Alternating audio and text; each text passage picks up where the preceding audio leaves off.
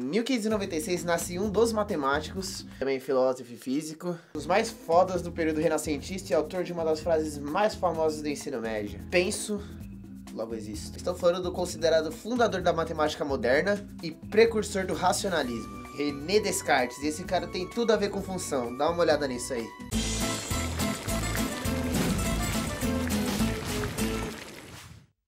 Uma função é basicamente uma montadora de carros com números. Ou seja, na montadora entra várias peças e sai um carro. Ocorre uma transformação de uma coisa em outra. Tipo Netflix, que transforma a gente em zumbi de tanto ver série. A função é parecida, ela transforma um número em outro. Tipo essa que transforma o número 2 em número 7, o número 4 em número 9, o número 6 em número 11. Fácil, né? Agora vamos especificar 3 definições importantes para você saber o que é uma função. As peças na montadora nós chamamos de domínio da função, ou seja, são os números que entram na função para serem transformados. Já todos os carros do mundo são o contradomínio, ou seja, o conjunto do outro lado com todos os números possíveis é o contradomínio. E a imagem, por fim, são os carros que a montadora resolveu criar.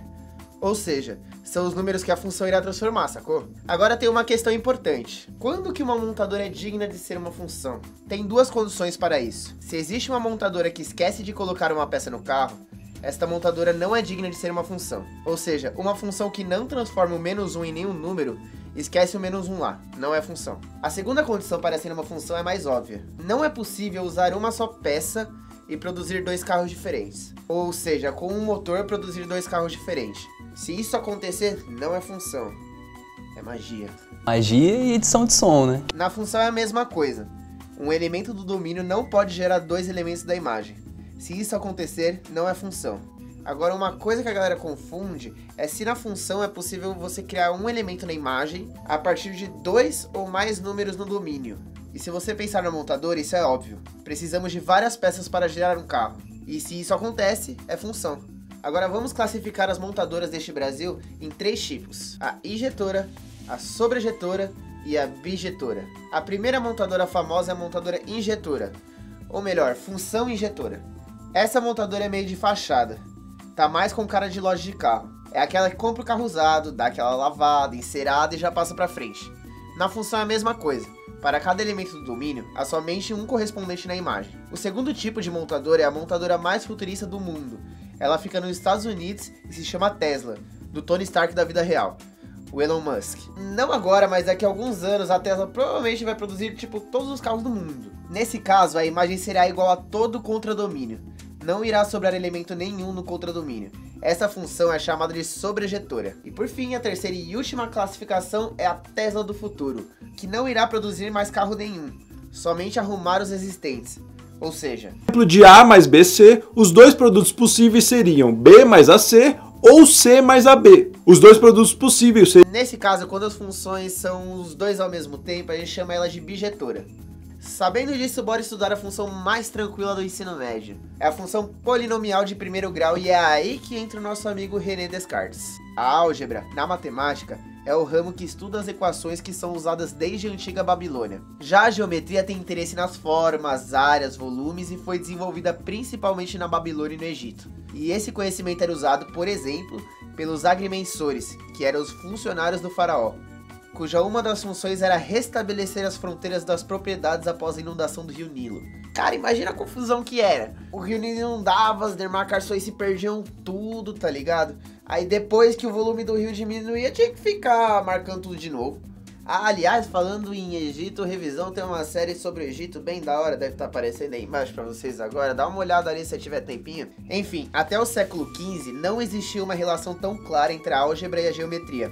Elas eram coisas separadas, embora muitos matemáticos já usassem a geometria para resolver problemas de álgebra. Não é um rolê muito organizado assim, com um método tão claro. Mas é René Descartes que inicia a clara união entre a geometria e a álgebra, através de um plano cartesiano. E o tal plano cartesiano relaciona um par ordenado x e y através de 2 retas perpendiculares. Uma horizontal, o eixo das abscissas, da variável x, com uma vertical, eixo das ordenadas, de variável y. Essa foi a convenção de Descartes.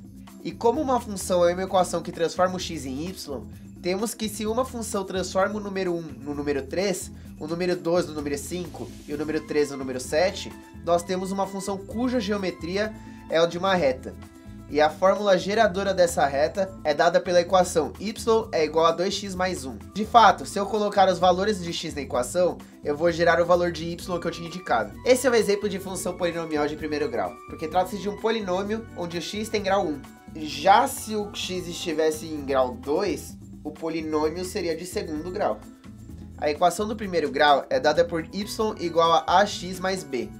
No nosso exemplo, a é igual a 2 e b é igual a 1. E essa equação é importante pra caramba, porque ela aparece em vários fenômenos físicos, saca? Por exemplo, no movimento uniformemente variado, a equação horária da velocidade é dada por velocidade final igual a velocidade inicial, mais aceleração vezes tempo.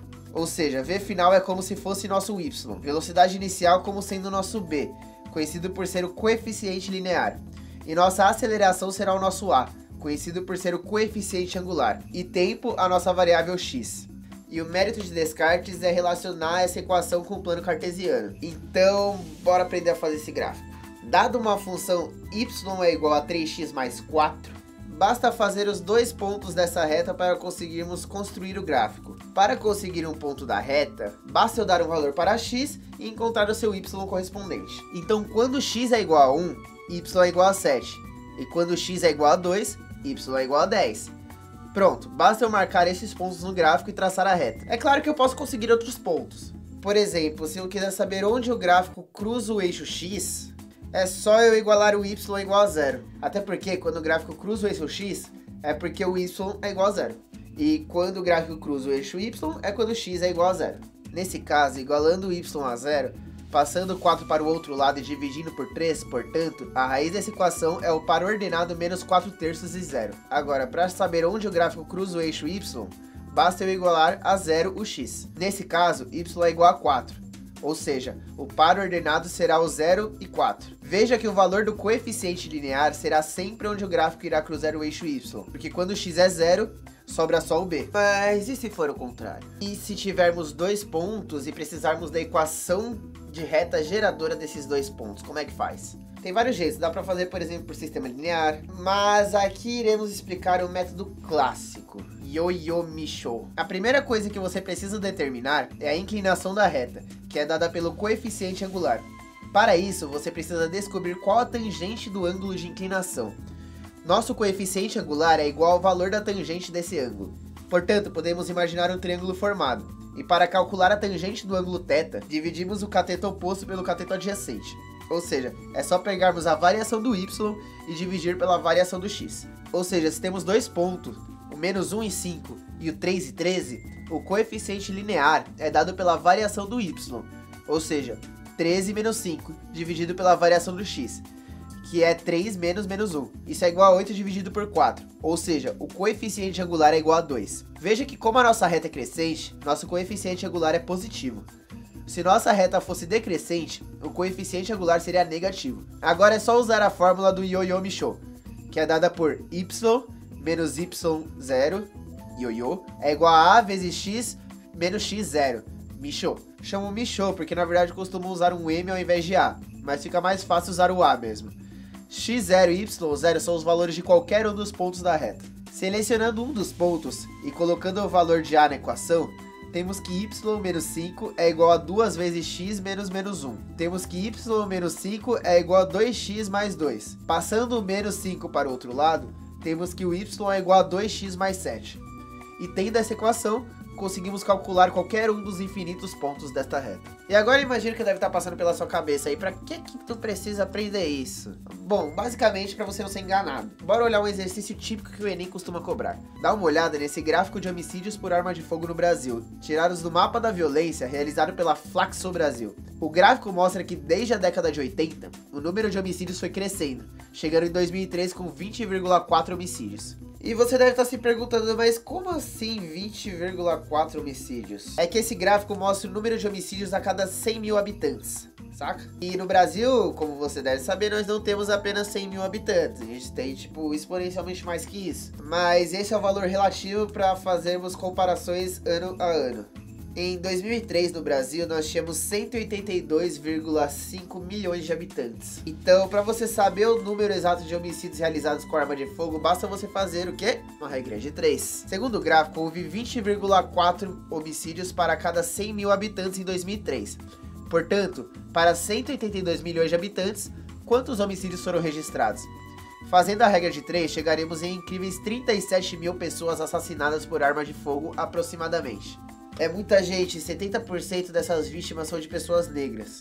E cerca de 45% são jovens. Essas porcentagens variam de ano a ano, é claro, mas geralmente são esses mesmos os valores. A questão é que desde 1980, a taxa de homicídios vinha aumentando, de 5,1 pessoas a cada 100 mil habitantes até chegar em 2003 com 20,4, um aumento considerável. O que a gente pode fazer é uma previsão de como ficaria esse aumento do número de homicídios até 2014, caso ele permaneça constante. Para facilitar nossos cálculos, podemos considerar o ano de 1980 como o ano zero, e, portanto, o ano de 2003 como 23, e 2014 como o ano 34. Temos, então, dois pontos conhecidos, o ponto 0, 5, 1 e o ponto 23 e 20,4. Nosso coeficiente angular é igual à variação de y, ou seja, 20,4 menos 5,1, dividido por 23 menos 0, ou seja, é igual a 15,3 dividido por 23. Isso é igual a aproximadamente 0,66,